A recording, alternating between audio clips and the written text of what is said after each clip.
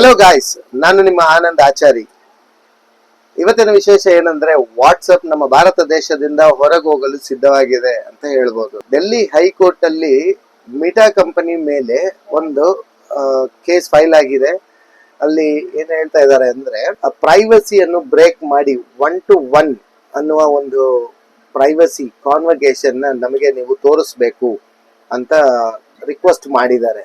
ಇಲ್ಲಿ ಮುಖ್ಯವಾಗಿ ನೋಡ್ಬೇಕಾಗಿರೋದು ಏನಂದ್ರೆ ಪ್ರೈವಸಿ ಅನ್ನೋದು ತುಂಬಾ ಮುಖ್ಯವಾದ ಒಂದು ಹಂತ ನಮ್ಮಲ್ಲಿ. ಇವತ್ತು ಯಾರಿಗೆ ಪ್ರೈವಸಿ ಇಲ್ಲ, ಯಾವ ಅಪ್ಲಿಕೇಶನ್ಸ್ ಅಲ್ಲೂ ಪ್ರೈವಸಿ ಇಲ್ಲ.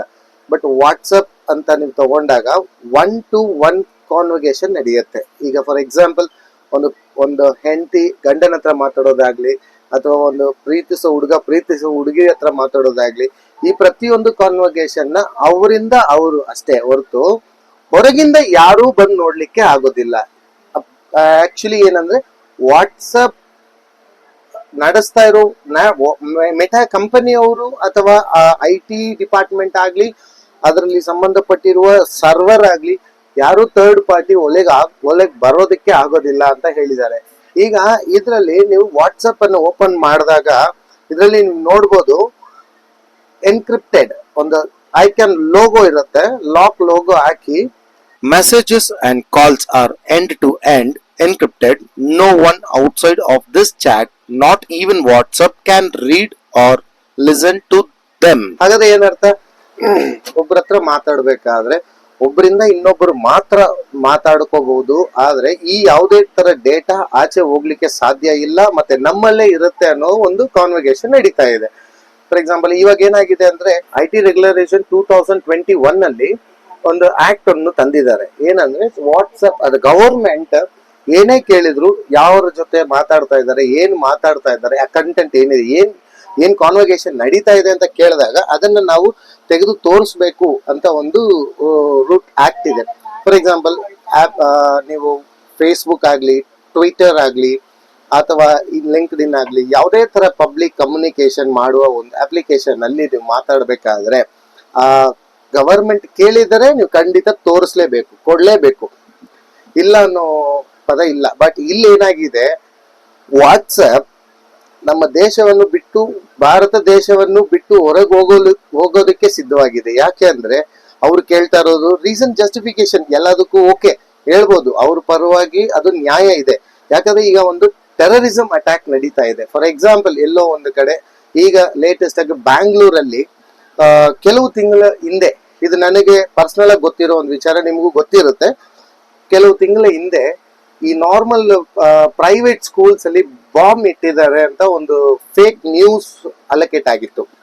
ಈ ಫೇಕ್ ನ್ಯೂಸ್ ಎಲ್ಲಿಂದ ಬಂದಿದೆ, ಎಲ್ಲಿಂದ ಎಲ್ಲಿಗೆ ಹೋಗಿದೆ, ಯಾರು ಇದನ್ನ ಆರ್ಗನೈಸ್ ಮಾಡಿದ್ದಾರೆ, ಈ ಆರ್ಗನೈಸ್ಡ್ ಕ್ರೈಮ್ ನ ಹೇಗೆ ನಾವು ತಡಿಬಹುದು ಅಂತ ಹೇಳಿ ನಮಗೆ ಗವರ್ಮೆಂಟ್ ಬಂದು ನನಗೆ ವಾಟ್ಸಪ್ ಅಲ್ಲಿ ಕಮ್ಯುನಿಕೇಶನ್ ಮಾಡುವ ಡೀಟೇಲ್ಸ್ ನೀವು ನನಗೆ ಕೊಟ್ರೆ I can stop the crime before the crime is happened ಅಂತ ಹೇಳ್ತಾ ಇದ್ದಾರೆ. ಈಗ ಫಾರಿನ್ ಕಂಟ್ರಿಯಲ್ಲಿ ಒಂದು ಅಕ್ಯೂಸ್ಡ್ FBI ಅವರು ಒಂದು ಅಕ್ಯೂಸ್ ನ ಕರ್ಕೊಂಡು ಆಪಲ್ ಕಂಪನಿಗೆ ಬರ್ತಾರೆ. ಅಲ್ಲಿ ಬಂದಾಗ ಆ ಅಕ್ಯೂಸ್ಡ್ ಬಂದು ಆಪಲ್ ಫೋನ್ ನ ಯೂಸ್ ಮಾಡ್ತಾ ಇರ್ತಾರೆ. ಇಂಥ ಒಂದು ಆಪಲ್ ಫೋನ್ ನ ಯೂಸ್ ಮಾಡೋ ಒಂದು ವ್ಯಕ್ತಿ ಈ ಆಪಲ್ ನ ಯಾರಿಂದಾನು ಕ್ರ್ಯಾಕ್ ಮಾಡ್ಲಿಕ್ಕೆ ಆಗೋದಿಲ್ಲ, ಯಾರು ಓಪನ್ ಮಾಡಕ್ ಆಗೋದಿಲ್ಲ ಅನ್ನೋದು ಆಪಲ್ ಕೊಡುವ ಒಂದು ಗ್ಯಾರಂಟಿ.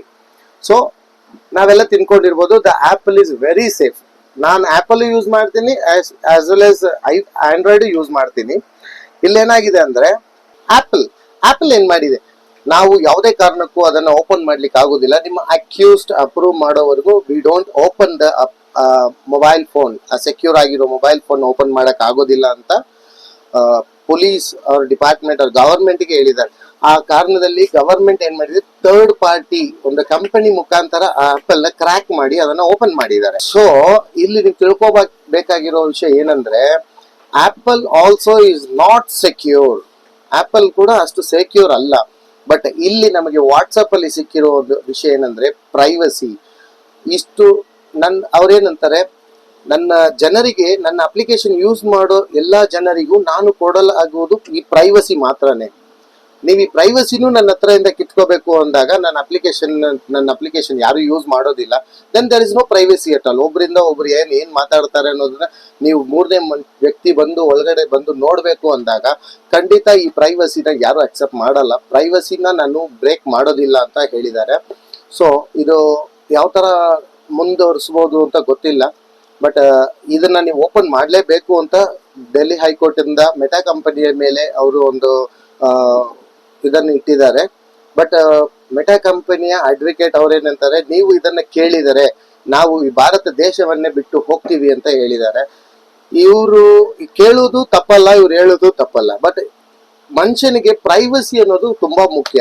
ಒಂದು ಘಟನೆ, ಈಗ ನಾನೊಂದು ವ್ಯಕ್ತಿ ಹತ್ರ ಏನೋ ಒಂದು ವಿಚಾರದ ಬಗ್ಗೆ ಮಾತಾಡ್ಬೇಕಾದ್ರಲ್ಲಿ ಹೇಳ್ಬೇಕಾದ್ರಲ್ಲಿ ಇದನ್ನ ಸೀಕ್ರೆಟ್ ಆಗಿ ಇಟ್ಕೋ, ಯಾರಿಗೂ ಹೇಳ್ಬೇಡ ಅಂತ ಒಂದು ಮಾತು ಹೇಳಿರ್ತೀನಿ.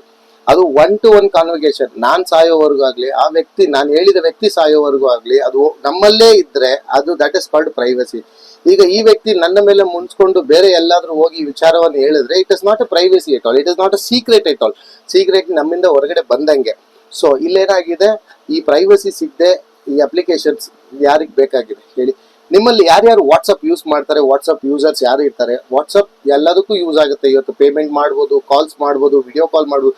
ಒಂದು ದೇಶದಿಂದ ಇನ್ನೊಂದು ದೇಶದಲ್ಲಿರುವ ಒಂದು ವ್ಯಕ್ತಿಯ ಜೊತೆಗೆ ಡೈರೆಕ್ಟ್ ಆಗಿ ಕನೆಕ್ಟ್ ಮಾಡೋ ಒಂದು ಅಪ್ಲಿಕೇಶನ್ ವಿತ್ ಪ್ರೈವಸಿ.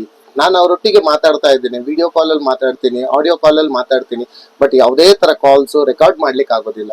ದೆನ್ ನನ್ ಅದರ್ ದೆನ್ ನೀವು ಯೂಸ್ ಮಾಡೋ ಪ್ರತಿಯೊಂದು ಅಪ್ಲಿಕೇಶನ್ಸ್, ಲೈಕ್ ಯಾವುದೇ ಅಪ್ಲಿಕೇಶನ್ ಆಗಲಿ, ಈಗ ಯಾವುದೇ ನೆಟ್ವರ್ಕ್ ಆಗಲಿ, ಏರ್ಟೆಲ್ ಆಗಲಿ, ಜಿಯೋ ಆಗಲಿ, ವೋಡಾಫೋನ್ ಆಗಲಿ, ಯಾವುದೇ ಅಪ್ಲಿಕೇಶನ್ಸ್ ಅಲ್ಲೂ ನೀವು ಯೂಸ್ ಮಾಡಬೇಕಾದ್ರೆ they can track your entire data. ನೀವು ಕಳಿಸೋ ಮೆಸೇಜಸ್ ಆಗಲಿ, ನೀವು ಮಾತಾಡೋ ಕಾಲ್ಸ್ ಆಗಲಿ, ಪ್ರತಿಯೊಂದು ರೆಕಾರ್ಡ್ ಆಗುತ್ತೆ. ದಟ್ ಕ್ಯಾನ್ ಬಿ ಕ್ಯಾಪ್ಚರ್ಡ್, ಅದನ್ನ ತೆಗಿಬೋದು, ನೋಡ್ಬೋದು. ಬಟ್ ಇಲ್ಲಿ WhatsApp is giving us a complete privacy. ನಮಗೆ ಲೈಫಲ್ಲಿ ಇದೊಂದು ತೋರಿಸಿದಾಗ, ಇದು ಇವತ್ತು ಇದನ್ನ ಕೇಳಿದ್ದಾರೆ, ನಾಳೆ ಏನ್ ಮಾಡ್ತಾರೆ, ಕಂಟ್ರಿಯಿಂದ ಇನ್ನೊಂದು ಕಂಟ್ರಿ, ಒಂದು ಪಕ್ಷದಿಂದ ಇನ್ನೊಂದು ಪಕ್ಷ, ಒಂದು ಫ್ಯಾಮಿಲಿಯಿಂದ ಇನ್ನೊಂದು ಫ್ಯಾಮಿಲಿ, ಒಂದು ಬಿಸ್ನೆಸ್ ಮ್ಯಾನ್ ಮಾತಾಡುವ ಒಂದು ಕಾನ್ವರ್ಸೇಷನ್.